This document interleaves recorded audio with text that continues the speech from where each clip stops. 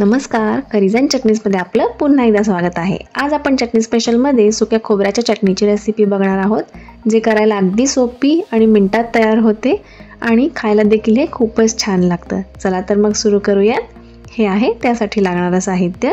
इथे मी 1 वाटी किसून घेतलेलं सुकं खोबरं घेतलेलं आहे। आपल्या चवीनुसार तिखट आणि मीठ घेतलेलं आहे। 3 ते 4 लसणाच्या पाकळ्या आणि पाव चमचा जिरं घेतलेलं आहे।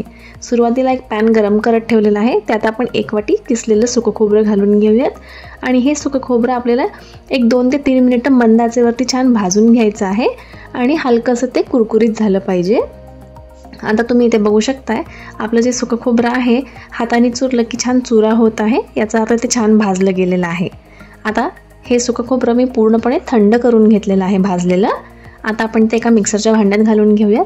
त्यात आपल्या चवीनुसार लाल तिखट घालून घेऊयात, चवीनुसार मीठ आणि अगदी पाव चमचा जिरं घालून घेत आहे आणि 3 ते 4 लसणाच्या पाकळ्या घालून घेऊयात। आता आपण हे सगळं मिक्सरला छान वाटून घेऊयात। आता तुम्ही इथे बघू शकताय, आपल्या जे सुक्या खोबऱ्याची चटणी आहे ती तयार झालेली आहे।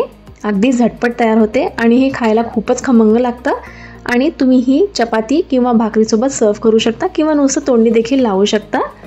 आणि तुम्हाला ही रेसिपी कशी वाटली तुम्ही आम्हाला कमेंट्समध्ये जरूर कळवा। आवडल्यास लाईक करा आणि चॅनलला सबस्क्राईब करायला विसरू नका।